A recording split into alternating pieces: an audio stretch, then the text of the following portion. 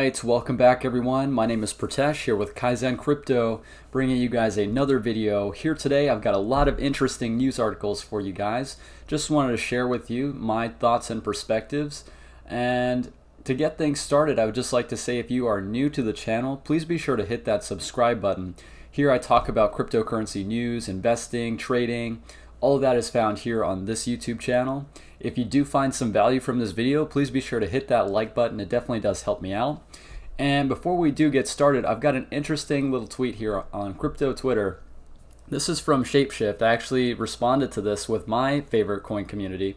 But this is just something fun for you guys to do. I'm going to go ahead and retweet this. If you guys would like to leave a comment or share your favorite coin community on crypto Twitter, just go ahead and follow my Twitter. I'll leave a link down in the description below. It's really easy to check it out. So what is your favorite coin community? I know a lot of people here in YouTube and crypto Twitter, we've all got our favorite crypto projects. So I'd really love to know what you guys think. All right, you guys, so to get things started, I've got a few articles. I'm just going to give you a brief overview. So first, we're going to be taking a look at Binance. So Binance has just announced that they are going to be launching their project Venus, which is focused on developing localized stablecoins throughout the world. So this is going to become a competitor to Facebook's Libra. So what is that going to entail? And then also, we've got Japan. Their retail giant Rakuten officially launches a crypto exchange. Now, I live in the United States, so I'm not very familiar with Rakuten, but after doing some research, Rakuten is actually the Amazon equivalent in Japan. So I think that is very big news considering that this company is focused on e-commerce, and what we're going to look at here in this article, they're actually going to be offering payment services with Bitcoin, Ethereum, Bitcoin Cash, and we're going to be taking a look at that here in a moment. And last article I have for you guys, Vitalik talks about scalability. So many of you know that Ethereum, being that it has so many transactions going through its network, is reaching a point in its life where the scalability of the network is a concern. So what are Vitalik's thoughts on how to improve and resolve this issue? So we're going to be taking a look at that as well. All right, you guys. So to get things started, Binance reveals Venus, its own project to rival Facebook's Libra. So what they're going to be doing with this is creating a wallet, right? Very similar to how Facebook's Libra is going to operate, that houses stablecoins. So you would be able to pay for goods and services using your stable coins that are pegged to either Bitcoin or the US dollar or the British pound, anything like that. So let's go ahead and read aloud here, just talking a little bit about the details. So the exchange says it is seeking partnerships with governments, corporations, technology firms, and other cryptocurrency and blockchain projects in order to develop a new currency ecosystem that will empower both developed and developing countries. The exchange's vision for the project, per the announcement, is to build a new open alliance and sustainable community that enlists partners who wield influence on a global scale. Binance Chain, as the announcement notes, has already been running several native asset-pegged stablecoins, including a Bitcoin-pegged stablecoin and the Binance stablecoin, pegged to the British pound. Binance says it will leverage its existing infrastructure and experience with various regulatory regimes to consolidate a compliance risk control system and build a multi-dimensional corporation network for the Venus project. All right, and then this goes on to say how it is very similar to Project Libra. So Binance's ambitious new venture appears to compete directly with plans from social media titan Facebook to launch a fiat-pegged stablecoin, Libra, that would power a global crypto payments network embedded into the company's 3 wholly owned apps, including WhatsApp, Messenger, and Instagram. All right, so Binance is going to become a direct competitor with Facebook in its effort to launch its own cryptocurrency stablecoin wallet. So this is very interesting news. Whether or not they will be successful is anybody's guess. I think that competition is a great thing. I do trust Binance more than I would trust Facebook as far as storing my data and information. So I think this is great. I love competition. And, being that Binance has already represented itself very well with its own personal brand, a lot of people who are already involved in cryptocurrencies are going to see Binance's project as an alternative to kind of avoid the feelings that they have towards keeping their money with Facebook. I'm sure a lot of you have that feeling where, keeping your personal information on a third party's website or server, not all about that. This seems to be something that's very similar to that. So, take from it what you will, but it's very interesting to see that they're going to be competing with Facebook. And let's take a look here. Next article I have for you, Japan's retail giant Rakuten officially launches a crypto exchange.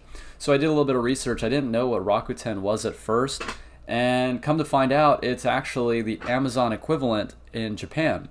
So this is very big because a lot of people in Japan shop online. And I'm sure with this in the development, Amazon most likely is going to be looking at something like this. And we can see Binance competing with Facebook. So it wouldn't surprise me to see it all that Amazon within the next few years comes out with its own crypto exchange. But this is what's happening in Japan. So confirmed in a press release on August 19th, Rakuten Wallet, which is a subsidiary of Japanese e-commerce giant Rakuten, said spot trading of 3 cryptocurrencies, including Bitcoin, Ether, and Bitcoin Cash, was now live. So in the future, developers plan to release an app for iOS and Android, use of which will be mandatory for deposits and withdrawals. Customers who already have a bank account with Rakuten Bank will be able to easily open a Rakuten Wallet account simply by entering the required information on the online application form. So they've already started onboarding clients, and I think that once the app is released, it's going to become even easier for people to interact by depositing and withdrawing their funds. So Japan's cryptocurrency ecosystem is growing rapidly. The exchange joins a rapidly expanding ecosystem on the Japanese market, with multiple competitors vying for a slice of the domestic cryptocurrency trade. Last month, Tokyo announced it wished to create a crypto-based analog to SWIFT, the global payment network, in a movement subsequently approved by the G7. So Japan is making huge strides with adoption for cryptocurrencies, and it's going to be quite the journey, I think, for them, because they're starting offering with Bitcoin, Ether, and Bitcoin Cash.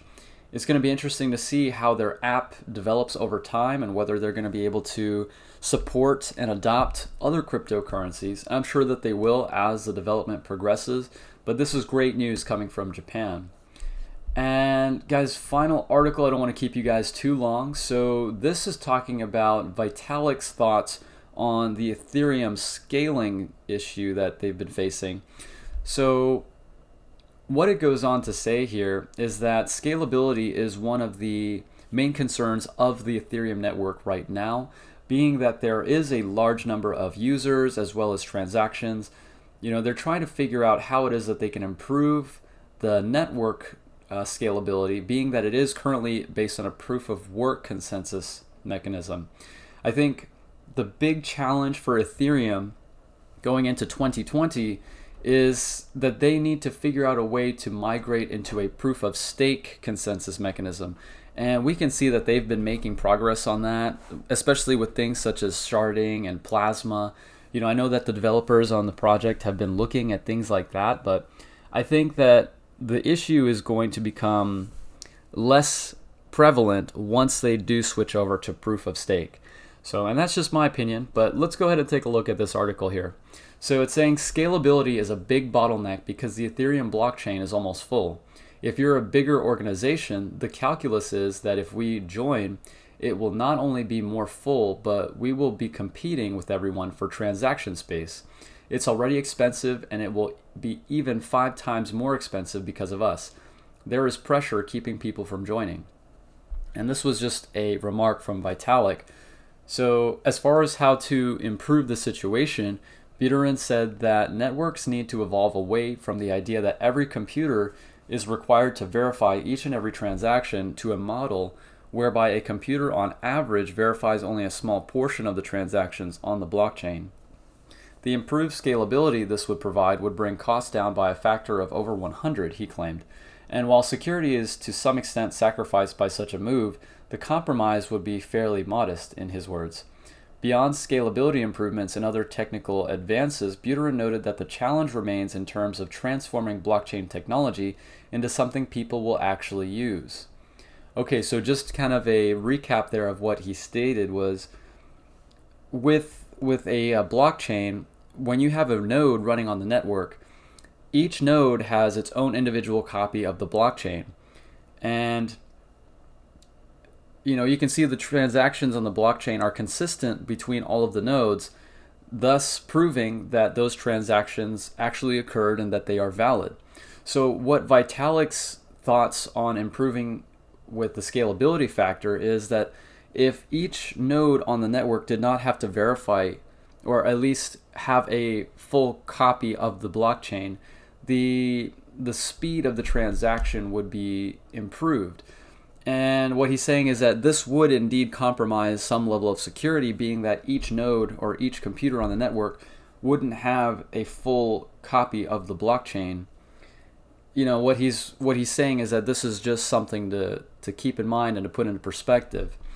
Now, he continues to say that the future of crypto is pluralist, and revealed his openness to hybrid solutions that involve both Ether and Bitcoin.